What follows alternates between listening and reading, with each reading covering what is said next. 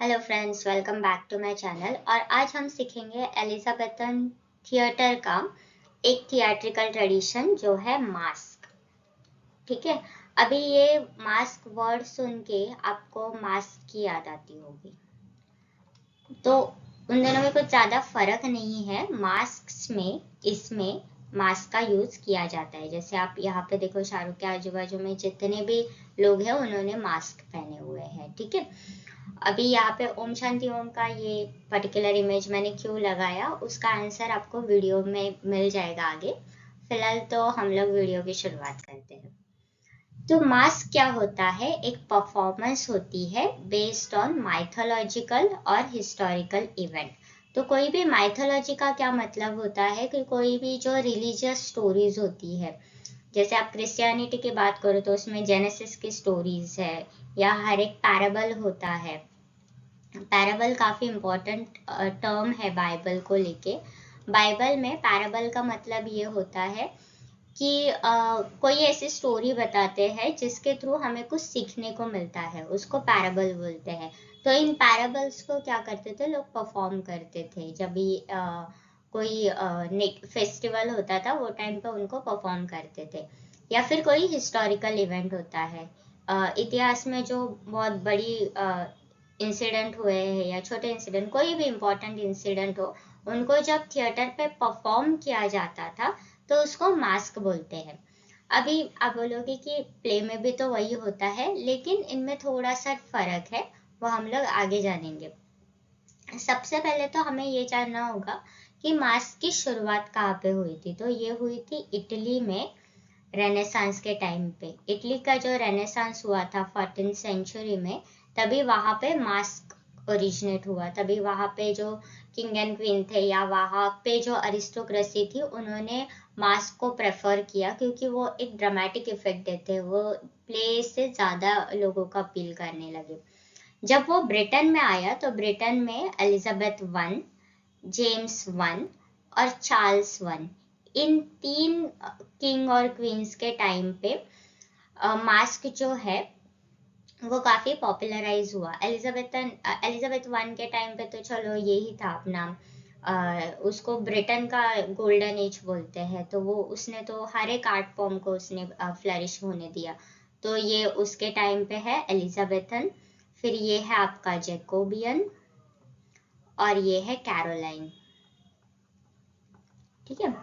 तो ये Elizabethan, Jacobian और कैरोलाइन तीनों एज में मास्क जो है वो लिखे गए और परफॉर्म किए गए। जैकोबियन के टाइम पे और रिस्टोरेशन थिएटर में भी काफी कुछ लोगों ने लिखे, बट अभी इतना ज्यादा पॉपुलराइज नहीं हुआ वो।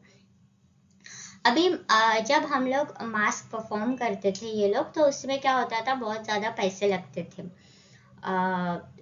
कॉस्ट्यूम को लेके, या पूरा वो ग्रैंडियर उसका दिखाने के लिए, थोड़ा बड़प्पन दिखाने के लिए। तो इसका जो कॉस्ट होता था, हाई कॉस्ट, उसकी वजह से क्या होता था, मास्क हमेशा तभी परफॉर्म किए जाते थे या तभी लिखे जाते थे या सेटअप भी किए जाते थे तभी, जब किंग एंड क्वीन उसको बोलते थे। ठीक है।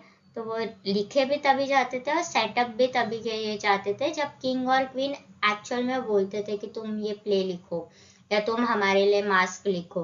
तभी उसको प्ले राइट लिखते थे, क्योंकि लिख तो देंगे बट वो कॉमन लोगों के देखने की बात नहीं है, क्योंकि वो कॉमन लोग उसको अफोर्ड नहीं कर पाते थे उसका टिकट।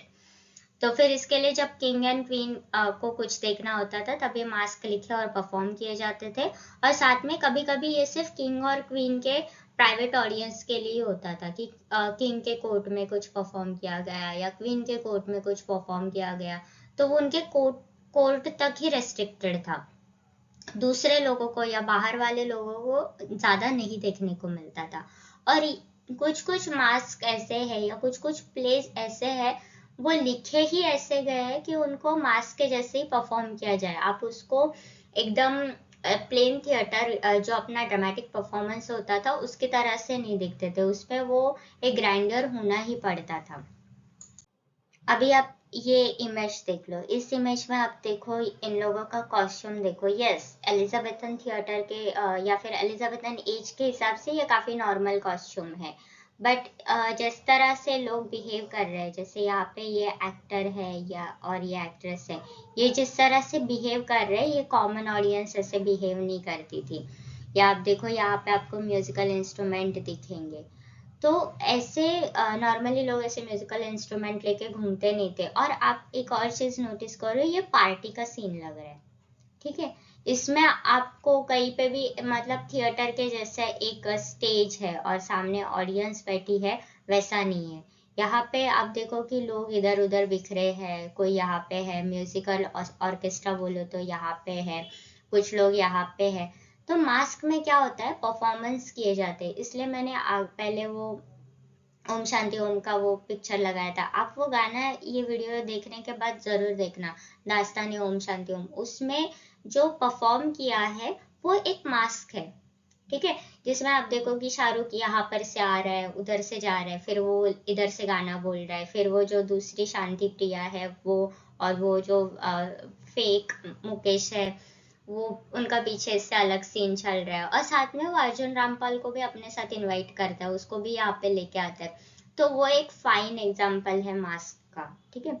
आप ये वीडियो होने के बाद उसको जरूर देखना, आपको मास्क काफी हद तक क्लियर हो जाएगा। तो मास्क के परफॉर्मेंसेस ऐसे ही होते थे एलिजाबेथन टाइम पे भी, कि बीच में ये एक्टर एक्ट्रेसेस परफॉर्म कर रहे होते हैं, आजू बाजू में भी देखो ये लोग थोड़े डिसेंट क्लोथिंग में है, तो आप ऐसे बोल सकते हो कि चलो ये ऑडियंस मेंबर है। बट इसमें से कोई भी इंसान जाके ऑडियंस मेंबर को भी इसमें इंक्लूड कर सकता था। मास्क जो है वो ऑडियंस को भी पसंद आते थे, क्योंकि वो उसमें इलेबरेट कॉस्ट्यूम्स होते थे और मास्क का यूज किया जाता था। तो वहाँ पे मतलब अगर क्वीन भी दिखानी है तो भी क्वीन का कॉस्ट्यूम वो एकदम बहुत बड़ा दिखाएंगे, जितना शायद खुद एलिजाबेथ भी ना पहनती हो, उसका उतने बड़ा दिखाएंगे, या लोग मास्क पहन के आएंगे। तो उसी वजह से क्या होता था, ऑडियंस को वो देखने में अच्छा लगता था, मजा आता था।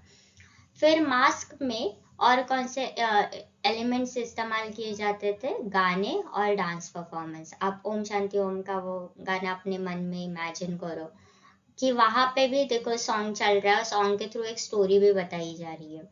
तो जब ये हिस्टोरिकल इवेंट कोई दिखाते थे या कोई माइथोलॉजिकल इवेंट कोई दिखाते थे, तो उसमें भी वही होता था, वो सॉन्ग के थ्रू हमको स्टोरी सुनाते थे। और वो सिर्फ सुनाते नहीं थे, वो पूरा उसको परफॉर्म करके बताएंगे और बहुत ही इलेबरेट वे में बताएंगे। तो फिर उसकी वजह से वो लोगों को और ज्यादा इंटरेस्टिंग लगता था। और एक रीजन था कि मास्क और प्ले में क्या डिफरेंस है। तो मास्क जो होते हैं वो इंटरैक्टिव होते हैं, इंटरैक्टिव होते हैं मतलब वहां पे जो आर्टिस्ट है वो ऑडियंस के साथ इंटरैक्ट करते हैं। जैसे अगर आप वो दास्तान ओम शांति ओम का एग्जांपल लो, तो देखो उसमें शाहरुख इसको लेके आता है, अर्जुन रामपाल को अपने पास लेके आता है, या वो किसी और से कुछ बात करेगा, या कुछ ऐसे उन लोगों के बीच में मिंगल करेगा। तो ये शायद तो फिर ऑडियंस को भी अच्छा लगता है कि अरे हम लोग भी उसका पार्ट है। जैसे आप अगर कोई स्टैंड अप देखो तो उसमें वो क्राउड वर्क करते हैं, वो ऑडियंस को कुछ सवाल पूछेंगे या ऑडियंस से कुछ जवाब लेंगे और उसके ऊपर इम्प्रॉम्प्टू वो कुछ जवाब देते हैं। तो जब लोग उसमें, हम लोग भी उसमें इन्वॉल्व होते हैं, तो फिर हमको भी अच्छा लगता है कि चलो अच्छी बात है कि हम भी इसमें इंटरैक्ट कर सकते हैं, या फिर हम भी उस परफॉर्मेंस का ही पार्ट है, उनको वो अच्छा लगता है। तो फिर इसकी वजह से क्या होता था, ऑडियंस को भी ये मास्क जो है वो काफी पसंद आते थे। अनफॉर्चुनेटली क्या हो गया, मास्क का भी प्योरिटनिज्म जब आया तो मास्क का भी डाउनफॉल चालू हो गया। क्योंकि आपको पता होगा कि प्योरिटनिज्म जब आया, जब ऑलिवर क्रॉमवेल ने वो मोनार्की को गिराया, तो फिर उसके बाद क्या हो गया, वो लोगों ने थिएटर्स जो थे वो क्लोज कर दिए, बंद कर दिए। तो उसकी वजह से ऑब्वियसली एक तो पहले इसमें ज्यादा कॉस्ट लग रहा था, तो पैसे देने के लिए तो किंग भी नहीं था अभी, और साथ में अगर वो परफॉर्म भी करना चाहे तो फिर इतना ग्रैंड वे में वो कुछ कर ही नहीं पाते। तो फिर जब प्योरिटनिज्म का ट्रायम्फ हुआ और थिएटर्स जब क्लोज हुए, ये दो रीजन है, इनकी वजह से क्या हो गया, मास का डाउनफॉल हो गया, ठीक है, सॉरी डाउनफॉल हो गया। अभी आप ये वाला पहले ये वाला इमेज देख लो, नीचे वाला, इसमें देखो आप, इसमें क्या है, दो एलिजाबेथन मास्क है, ये कोर्ट जेस्चर का है,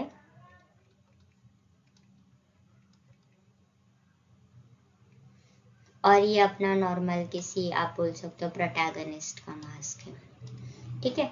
तो इस तरह के मास्क वो पहनते थे। इसमें भी आप देखो शाहरुख है और ये वो एक्ट्रेस है, और इसके पीछे उन दोनों के पीछे भी ये परफॉर्मेंस चल रहा है। ये लोगों ने भी देखो मास्क पहने, यहाँ पे इसने मास्क पहना है, इनमें ऑलमोस्ट सबने मास्क पहना है except for this to.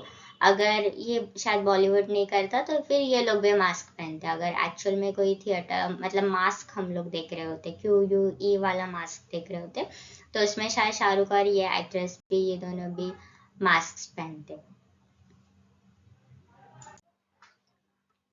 okay. जब मास्क लिखे और परफॉर्म किए जाने लगे तब उनमें बेन जॉनसन जो थे उनका काफी मास्टरी था मास्क लिखने में। और उनके जो 2 मास्क है, mask of blackness and mask of queens, ये काफी पॉपुलराइज हुए थे। ये काफी इंपॉर्टेंट पॉइंट है क्योंकि नेट में ये सवाल पूछा गया है। एनजियो जोन्स किस थिएट्रिकल ट्रेडिशन से रिलेट करते हैं? तो एनजियो जोन्स जो थे वो आर्किटेक्ट थे, ठीक है, आर्किटेक्ट थे। और वो क्या करते थे, बहुत बड़े बड़े सेट बनाते थे, बहुत इलेबरेट होते थे, बड़े बड़े सेट होते थे, अलग तरीके से आने जाने के लिए, उनको छुपने के लिए जगह होती थी। अगर आप फिर से वो दास्तान ओम शांति ओम का सीन याद करो, या फिर अगर आप वो वीडियो देखो तो उसमें देखो शाहरुख एक बार ऊपर से आता है, नीचे से आता है, वे बीच में वो लोगों ने वो सीन भी दिखाया है जिसमें वो अर्जुन रामपाल का कैरेक्टर दीपिका को मार रहा है, मतलब वो मुकेश शांतिप्रिया को मार रहा है, वो कैरेक्टर दिखाया है, वो सीन दिखाया है। तो फिर उसमें क्या होता है, उन्होंने वो पूरा मतलब जैसे वो पहले जन्म में शाहरुख ने उनको देखा था, वो पूरा वो ब्रोकन विंडो के साथ वो दिखाया है। तो इससे इनके जो सेट होते थे वो भी काफी बड़े होते थे, इलेबरेट होते थे। हमको ऐसा एक ही तरीके से नहीं, कभी सर्कुलर होते थे, तो और एक्टर्स को अंदर आने जाने के लिए भी बहुत जगह चाहिए होती थी। तो एलिजाबेथन और जेकोबियन एज में एनजियो जोन्स ने काफी बहुत बड़े बड़े सेट जो थे वो बनाए थे। शेक्सपियर का जो द टेम्पेस्ट है वो उसने ऐसी तरह से लिखा था जो मास्क की तरह उसको परफॉर्म किया जा सके। ये भी सवाल एक बार नेट में पूछा गया है कि शेक्सपियर के कौन से प्लेज में से, कुछ नीचे कुछ प्लेज के नाम थे और उनमें बोला था कि इसमें से कौन सा मास्क है। तो इसमें द टेम्पेस्ट जो है वो मास्क है, ये उसने सबसे आखिर में प्ले लिखा था। ओके, ये उसका फाइनल प्ले है।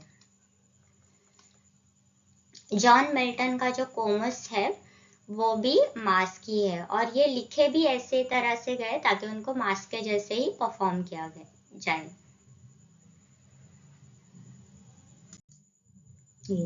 आई होप आपको मास्क का कॉन्सेप्ट जो है क्लियर हो गया होगा।